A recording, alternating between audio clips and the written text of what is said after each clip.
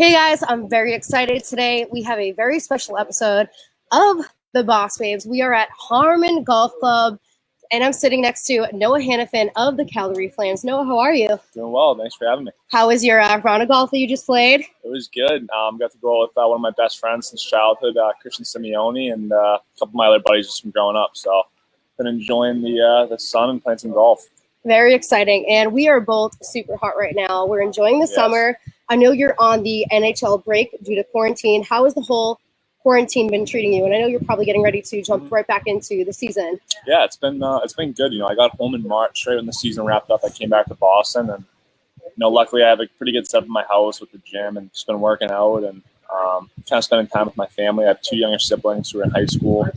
Kind of just hanging out with them and enjoying family time and seeing some of my friends and getting ready for the season to resume.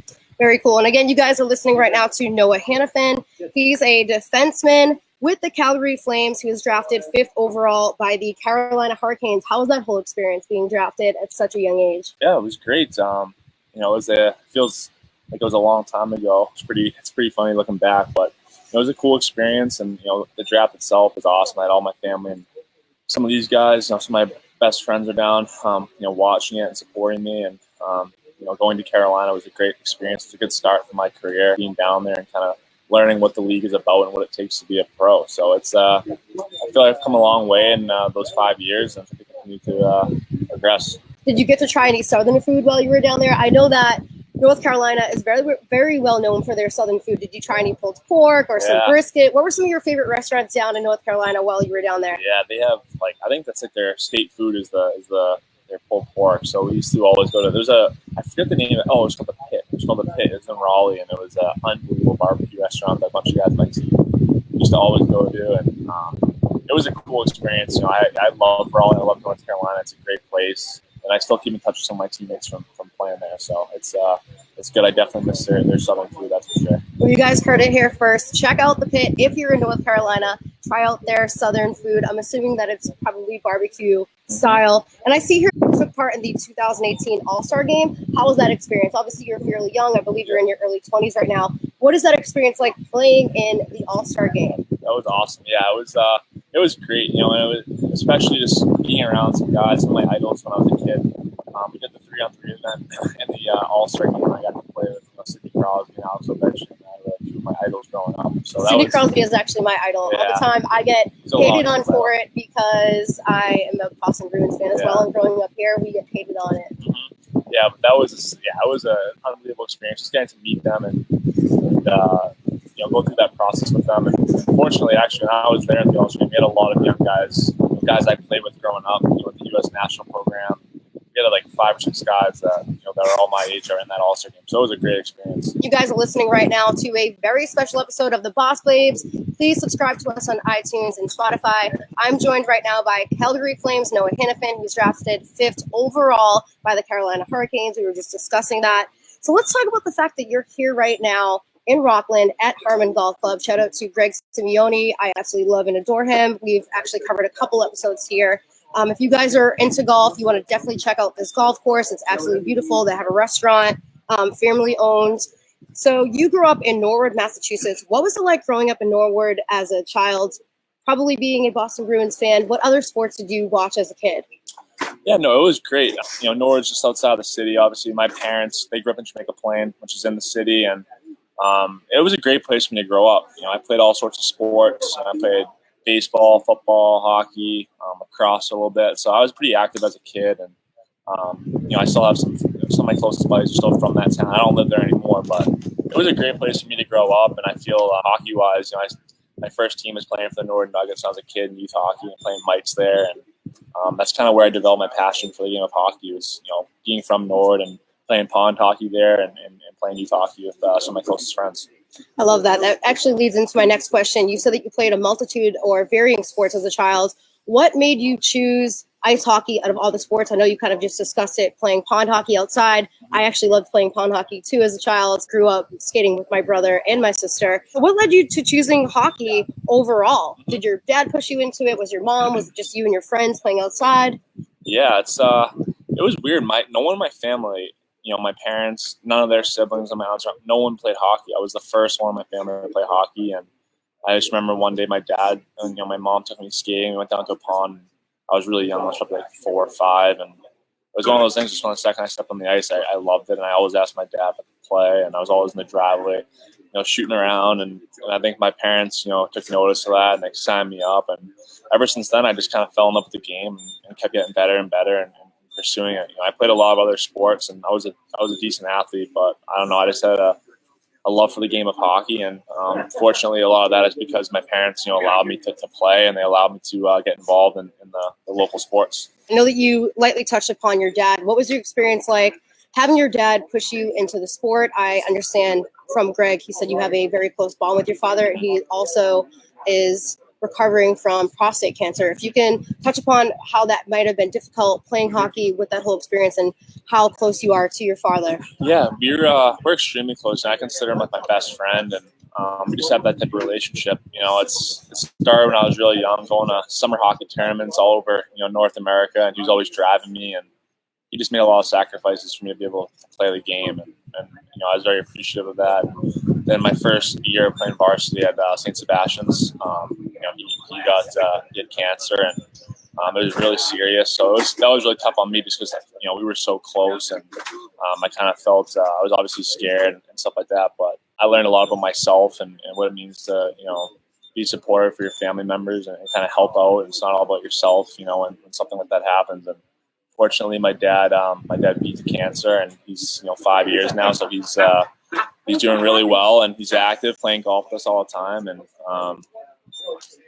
so it's obviously fortunate that he's made a good recovery. Great to hear that, and hopefully he continues on that path to great health. Do you have any funny stories that you can share that happened with you and your family when you were a kid? Like, did you go to the Cape as a child, or what did you like to dress up for as Halloween? Can you share some background stories on what it was like growing up in Norwood, and when you came home for the holidays, for Christmas, what did you eat? What did you like to dress up for as Halloween? Paint the picture for everybody to learn who Noah Hanifin is off of the ice. Yeah, well, when I was a little kid, my parents my mom especially could probably tell you more, but I used to love to always dress up. My mom said every single day when I was a little kid, I was dressed up as either Batman or Spider-Man or Buzz Lightyear from Toy Story. I was kind of one of those kids that was like that, and I don't know. I would just say that the game of hockey, it sounds pretty basic maybe, but I don't know. It was just something that kind of overwhelmed my entire life. Like, I'd be in the kitchen with my grandmother at the golf club, somehow playing hockey with her, in the kitchen. It was just one of those things where I could never get the stick out of my hand. I could never not be playing hockey. And I think Norwood, being in the greater Boston area, which is a hockey town in general, I think my whole life was kind of idolizing the Bruins and watching all their players, and all my friends and all the families I grew up with, they love the Bruins. And just kind of be in that hockey culture, I just fell in love with the game. And I'm very fortunate to be from a place like Massachusetts and have good people that have guided me and allowed me to become who I've become. I love that you grew up loving watching movies like Toy Story and dressing up as your favorite superhero, and you kind of just touched upon some of your idols as a kid. Probably grew up watching the Boston Bruins. Are there any people in particular that you used to idolize? I know you mentioned Sidney Crosby, and I believe you mentioned the great Ovechkin. Who else did you idolize as a child, even if it wasn't a particular ice hockey player? Yeah, I would say so. For me, I'm 23 years old, I kind of grew up in the Brady era when he just started. I was like 4 years old, so I kind of grew up watching him, and I was fortunate, because all Boston sports did extremely well my entire life, pretty much. Celtics won, the Bruins won, Red Sox won to any of the parades? Oh yeah, I went to all of them.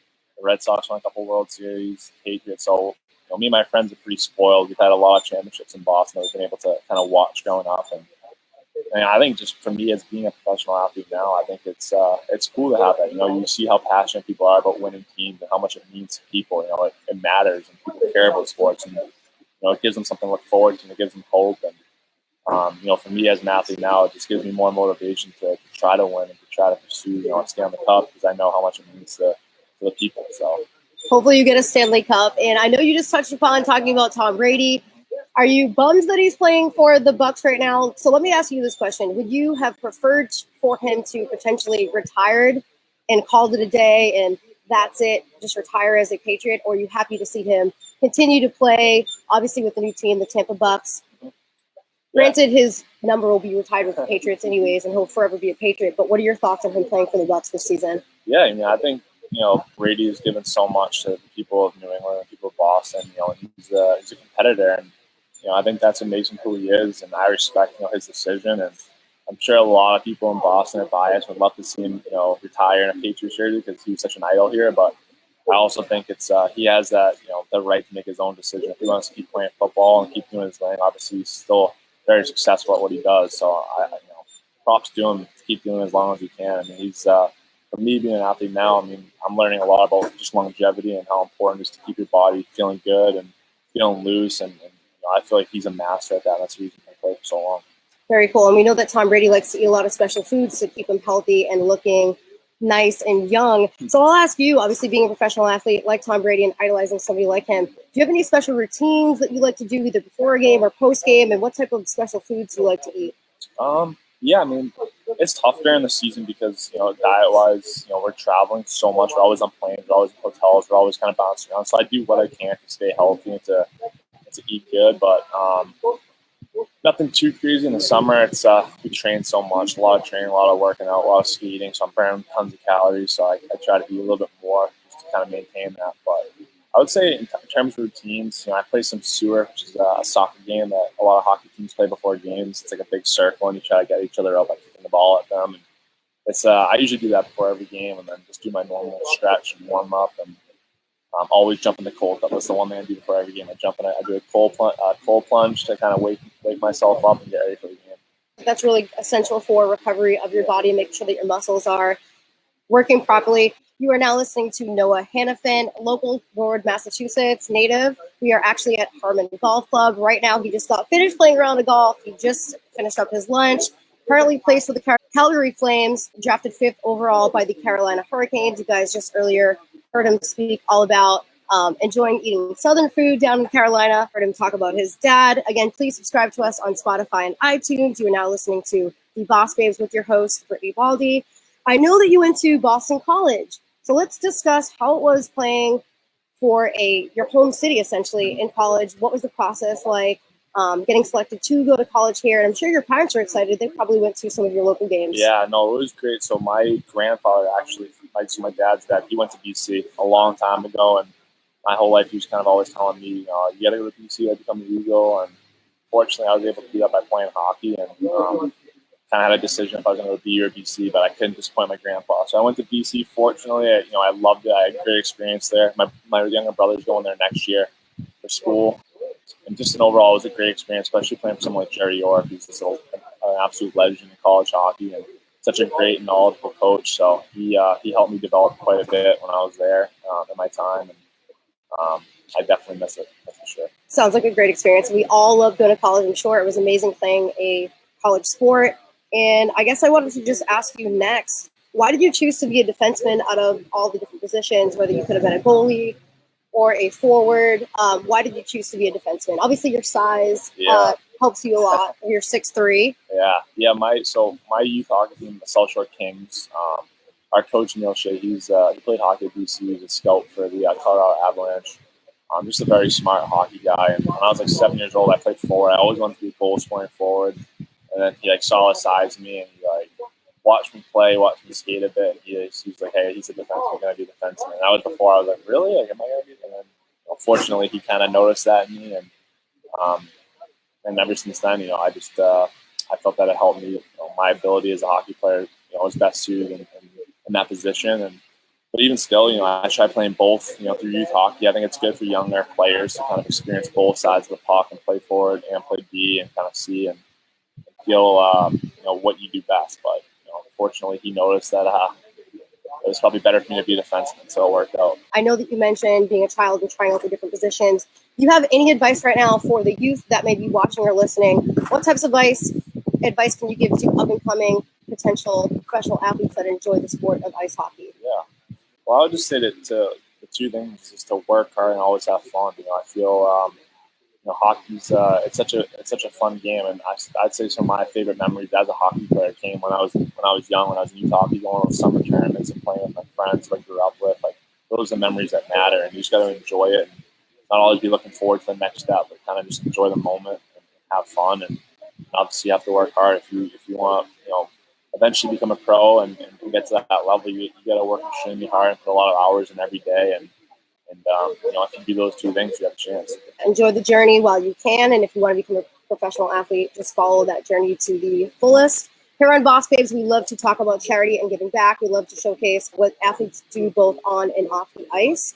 What types of charity involvement are you involved with? Obviously, you must have done some stuff with the Hurricanes, and you must be involved with the Flames. So what do you guys do? I'm assuming you do some hospital visits and whatnot. Yeah, so when I was in Carolina, I had a charity set with another guy, Justin Falk, that had to do with military families. So there's a lot of military bases in North Carolina, and we'd usually just get families to come to the games and meet the obviously the service members and their kids and their families and put them in a box and do pictures and sign something after the game, just get to know them. And I'm very passionate. I have a lot of family members that are in the military, and it's something I want to really give back to. And when I got traded to Calgary, I'm still kind of working on trying to set something up there. But me and my buddy Matt Kachuk, who plays in Calgary with me, we always go to Children's Hospital. It's kind of like one of the things we do together. Where every month, 2 times, we go to Children's Hospital and see the little kids, and because they love the Flames there. It's a hockey city in Canada, so the kids are super emotional about it. They love the game, so for us to be able to give back in any way and kind of put a smile on their face is worth it. So. I love that you visit the hospitals out there, and you just sort of touched upon the fact that ice hockey is such a big sport out in all parts of Canada. Mm-hmm. So what is it like playing essentially in the hub of hockey? Being from Boston, obviously, it's a big sport here too. Yeah. I feel like for the most part, hockey and football are the main sports here. Yes, we love our baseball. Yes, we love our basketball, but I really feel like people are diehard Bruins and Patriots fans. So when you're out playing in the hub of hockey out in Canada, what is that experience like? It's been good. I think playing in a city like Boston, which is a passionate sport, so you kind of prepared me for it. They love it. They're very emotional about it. They're the fans are upset when we're losing, and they're extremely happy when we're winning. And we get a lot of support. Last year we had a great year. We had through some ups and downs this past season, but the fans were always there, and just playing in a city like Calgary, all the kids who grew up playing hockey there, they're all looking up to you. They're all looking up to the players in the Flames. They're always trying to get autographs and stuff like that. But it gives you more of a responsibility to be a good person and to kind of be a good role model, because there's a lot of young kids who obviously have tons of potential and probably going to be in the NHL someday. They're looking up watching you every night. So it's been a great experience and something I'm fortunate to be able to play in Canada in my NHL career. I love hearing that you enjoy being out in the hub of hockey, giving back and motivating the youth and also the adults that are watching the sport. Before we wrap up, guys, we're going to hear you talk a little bit about what it's like during your off-season. I'm sure you come home like you're here now in Rockland, spend some time in Norwood. When you're back home for your off-season, or where do you like to travel during your free time? So a lot of times I go down to Cape Cod or like Nantucket, Martha's Vineyard. I like to stay around Same. here. I'm going down there next. There you go. I love that. I feel it's I'm very fortunate to be from this area of the country. It's so awesome, especially in the summertime. Get to go to the islands, go deep sea fishing, go play some golf, kind of hang out at the beach.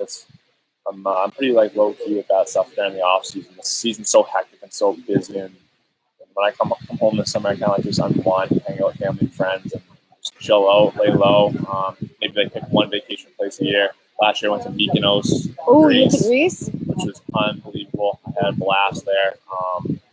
So yeah, I'm usually around here, but every now and then I like to maybe pick one place. I think next year, me and my buddies are talking maybe an Ireland trip or something and go golf. So I like to pick one thing every summer, but usually just hanging out in Cape Cod.